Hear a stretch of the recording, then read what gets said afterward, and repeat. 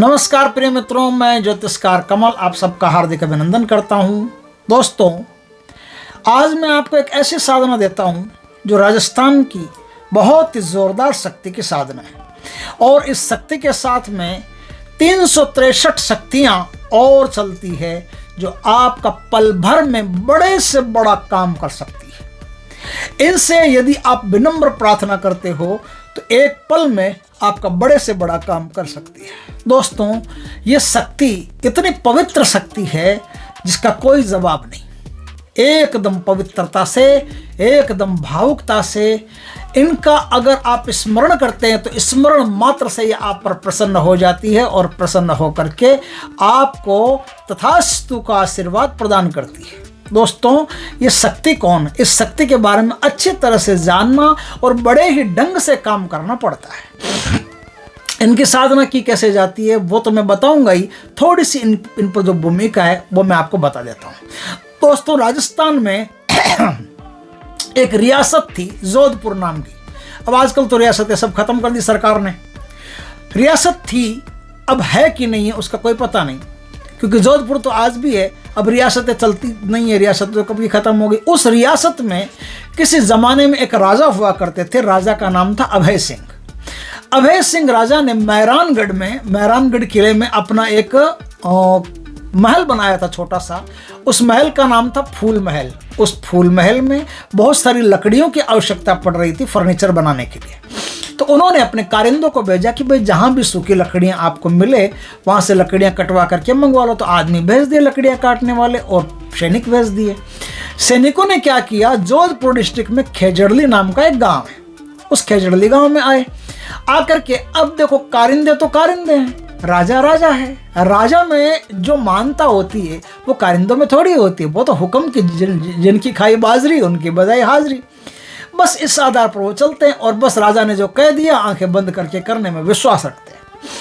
खेजड़ली गांव में बहुत सारी खेजड़ियों के वृक्ष थे, इसलिए उसका नाम खेजड़ली पड़ा। खेजड़ी कौन होती है? समी का जो वृक्ष होता है जिसे हम समी कहते हैं उसे खेजड़ली कहते हैं। तो खेजड़ी का वृक्ष था, वहाँ बहुत खेजड़ी के वृक्ष थे खेजड़ी के। तो उन्होंने कहा कि खेजड़ी के वृक्ष काट लो। जंगल का एरिया था, सुनसान एकांत स्थान था, जंगल का एरिया था। बोला खेजड़ी के वृक्ष काट लो। जैसे खेतों में होते हैं ढाणियाँ वगैरह, उस तरह से ढाणियाँ वगैरह थी, उनमें खेजड़ियों के वृक्ष थे। तो उन्होंने काटना शुरू कर दिया। उस स्थान पर राजस्थान में एक कौम पैदा हुई है जिस पर कोई भगवान की अनन्य कृपा होती है तो ही ऐसी कौमें पैदा होती है। एक कौम जो शिकार करती थी, एक कौम जो खेजड़ियाँ कटवाई, एक कौम ऐसी पैदा हुई जो जीवों का संरक्षण करती है। उनके यहाँ अभयारण्य अपने आप ही चलते हैं। राजस्थान में कई छोटे छोटे ऐसे गांव हैं, ऐसे स्थान हैं जहाँ विष्णुइयों का क्षेत्र है, वो विष्णुई कौम है। विष्णुइयों का जहाँ क्षेत्र है वहाँ किसी भी पशु को काटा नहीं जाता, न पशु को मारा जाता है। वो पशु पर पूरा ध्यान देते हैं। वो हिरणों का, आप उनके क्षेत्र में जाओगे तो हिरणों को कूदते फांदते आराम से देख लोगे, एकदम मस्त नज़ारे होते हैं। आहा, हिरण एकदम बेखौफ वहाँ घूमते हैं, वहाँ कोई नहीं मारता उनको, उनकी रक्षा करते हैं। तो वृक्षों और वन्य जीवों की रक्षा करने के लिए भगवान ने एक कौम को अवतीर्ण किया। उस कौम के लोग, विष्णु कौम के लोग जो जंबेश्वर भगवान को पूजते हैं, उनको मानते हैं जंबेश्वर भगवान को। और जंबेश्वर भगवान राजस्थान के रामदेव जी थे। राजस्थान के रामदेव बाबा नहीं, रामदेव बाबा योग वाले नहीं, रामदेव बाबा राजस्थान के रामदेव बाबा थे, भगवान विष्णु के अवतार थे। उनके मौसेरे भाई थे। उन मौसेरे भाई ने एक पंथ चलाया जिसका नाम था विष्णुई पंथ। ये विष्णु भगवान को मानने वाले पंथ होते हैं और 29 नियम उनके होते हैं जिनका वो लोग पालन करते हैं। और बहुत ही समृद्ध कौम होती है और बहुत ही शक्तिशाली कौम होती है। इतनी दयालु, इतने समृद्ध, निडर, अभय उनमें बहुत रहता है। ऐसी कौम, उस कौम में एक स्त्री पैदा हुई जिसका नाम विकिपीडिया में गलत नाम है। विकिपीडिया में नाम उनका अमृता देवी है, क्योंकि विकिपीडिया क्या होता है कि सुनी सुनाई बातों को इकट्ठा करके संजो करके एक पूरा वृत्त चित्र बना लेते हैं। उनका असली नाम था इमरती बाई, इमरती देवी या इमरती बाई। विकिपीडिया में अमृता देवी उस समय में 1787 की घटना है।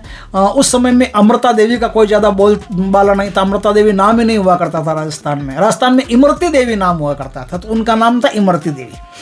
इमरती देवी एक ऐसी वीरांगना स्त्री थी कि उसने उन सैनिकों को मना किया कि भाई ये खेजड़ी मत काटो। उन्होंने कहा मत कैसे काटो, हमें आदेश से। बोले तुम्हें आदेश से पूछ लो एक बार, उस समय फ़ोन तो किसी के पास था नहीं, तो पूछे कौन वहाँ जा कर के ठेठ बिल्कुल जोधपुर जा कर के कौन पूछे, कोई नहीं पूछने वाला। बोले हाँ काट दो। उसने कहा नहीं ऐसे कैसे काट दो, वृक्षों को काटने के लिए पहले हमें काटना पड़ेगा। तो मनाया बातें की, वो सैनिक माने नहीं, कारिंदे माने नहीं। तो इमरती देवी ने क्या किया, वो जो खेजड़ी का वृक्ष था उस खेजड़ी के वृक्ष से लिपट गई। तो उन्होंने इमरती देवी का ही सर काट दिया। इमरती देवी का सर काट दिया। तो इमरती देवी के 3 पुत्रियां थी, वो तीनों पुत्रियां भी माँ के तर्ज पर वहाँ आई, वो भी खेजड़ी से लिपटी, उनका भी सर काट दिया। ये चारों को वहाँ मार दिया। तो ये खबर गांव में फैल गई। तो वो गांव और आसपास के गांव में से 217 परिवारों के 363 स्त्रियां और पुरुष मिलकर के उस मुहिम पर शहीद हो गए। उस मुहिम पर उन्होंने क्रांति शुरू कर दी कि नहीं भैया हम भी विष्णु ही हैं, नहीं काट सकते आप।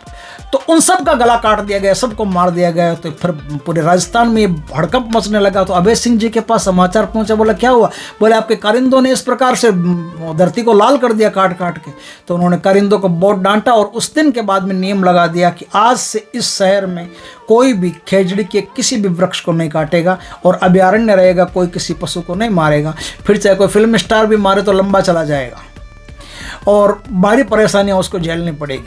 तो वहाँ कोई शिकार नहीं कर सकता, वहाँ कोई मार नहीं सकता। जोधपुर के आसपास बहुत बड़े बड़े अभयारण्य बने हुए हैं छोटे छोटे, जिन पर आज भी रक्षा होती है पशुओं की और खेजड़ी की वहाँ रक्षा होती है, पेड़ों की वहाँ रक्षा होती है। वहाँ गीले पेड़ को नहीं काट सकते, पेड़ जब सूख करके ठूंठ बन गया तभी वो वहाँ की आज्ञा लेकर के और फिर उस पेड़ को काट सकते हैं।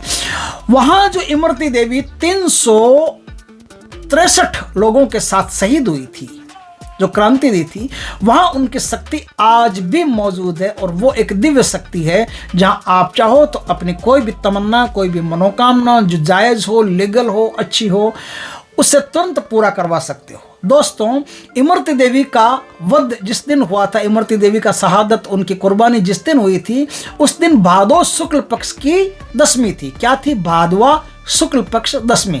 और भादवा शुक्ल पक्ष 10वीं का ही रामदेव बाबा का मेला भरता है। रामदेव बाबा का मेला भी उसी दिन बढ़ता है और उसी दिन ये कुर्बानी हुई। तो भादवा शुक्ल पक्ष की 10वीं के दिन अगर उनका स्मरण करके एक लोटा जल किसका होना चाहिए? बारिश का जल हो, जो स्टोर किया हुआ हो हौज वगैरह में, जैसे पानी के बड़े बड़े होते हैं ना, उनमें स्टोर करते हैं बारिश के जल को, तो बारिश का जल ही होना चाहिए। बारिश का जल, उसमें 4-5 बूंदे शहद की। क्यों? क्योंकि जिस समय इमरती देवी की हत्या हुई थी, उनको मार दिया गया था, काट दिया गया था, उस समय उनके हाथ शहद से भरे हुए थे। वो कुछ शहद का काम कर रही थी, बच्चों को शहद पिलाना हो या फिर शहद निकालना हो मधुमक्खियों के छाते से, उनके हाथों पर शहद लगा हुआ था। इसलिए इमरती देवी को जब आप अर्घ देते हैं तो आप पानी के अंदर 4-5 बूंदें शहद की डालेंगे, या फिर 4-5 बूंदें जो खेजड़ी का वृक्ष होता है, समी का वृक्ष होता है, उत्तर दिशा की तरफ अपना मुख रख करके, उनका मुंह उस समय उत्तर दिशा में था, तो उत्तर दिशा की तरफ अपना मुख रख करके आप 4-5 बूंदें उस वृक्ष में शहद की डालेंगे और शहद की डाल करके थोड़ा सा उसमें 1 लोटा जल डालेंगे और गाय के बिलोने का ओरिजिनल घी हो तो उससे ही दीपक करें, वरना दीपक नहीं करें, ऐसे ही प्रार्थना कर लें। जो आदमी वृक्षों की रक्षा करने वाला और वन्य जीवों का पालन पोषण करने वाला आदमी होगा, उसकी तमन्ना तत्काल देवी पूरा करेगी। यदि इनका दर्शन करना है तो फिर 21 दिन तक इसी प्रकार से साधना करते जाएं, एक ही समय पर जाएं, एक ही समय पर जाकर के वो अर्घ दें, थोड़ा सा अगरबत्ती धूप कर दें, उनके नाम का दीपक कर दें, और दीपक धूप अगरबत्ती करने के बाद में उनसे प्रार्थना करें कि हे इमरती देवी, मैं आपका दर्शन करने के लिए आया हूं, हे इमरती देवी मुझ पर कृपा करो। तो आपको 21 दिनों में उनके दर्शन भी हो सकते हैं, और यदि एक दिन काम करोगे तो हो सकता है कि एक दिन में आपकी मनोकामना भी शीघ्र पूरी कर सकती है। इनके साथ 363 शक्तियां और चलती है, 363 रूहें चलती है, जो एक पल भर में आपका काम कर सकती है। कोई इनके लिए बड़ा काम नहीं है। आप इनका दर्शन करना चाहते हो तो आप इस प्रकार से उनके दर्शन भी कर सकते हो। वहां एक डायलॉग आपको बोलना पड़ता है, जो खुद इमरती देवी का उस समय आखिरी वक्तव्य था, आखिरी डायलॉग था। वो आखिरी डायलॉग रोज अर्घ देते समय वो मंत्र समझ लो, एक ही बार बोलना पड़ता है। वो मंत्र आपको बोलना पड़ता है। मंत्र है, सिर साटे पर रूख रहे तो भी सस्तो जान। सिर साटे पर रूख रहे तो भी सस्तो जान। ये डायलॉग आपको वहां रोज बोलना पड़ता है। ये डायलॉग बोल करके अब फिर बाकी आप उनको प्रणाम करके अपने घर आ जाइए। कुछ समय में आपको ऐसा महसूस होगा कि आपका जो भी कोई बड़े से बड़ा काम था, कोई कोर्ट केस था, कुछ भी था, वो सारा बड़ा से बड़ा काम है पल भर में पूरा हो गया, झटाक से फटाक से पूरा हो गया। दोस्तों, वीडियो अच्छा लगे तो लाइक करना, कमेंट करना, शेयर करना। पहली बार हमारे चैनल पर आए हो चैनल को सब्सक्राइब करना, पास में जो बेल आइकन का बटन है वो दबा देना, ताकि हमारे ज्ञानवर्धक जानकारीपूर्ण वीडियो सबसे पहले आपके पास आ सके। जय श्री कृष्ण दोस्तों।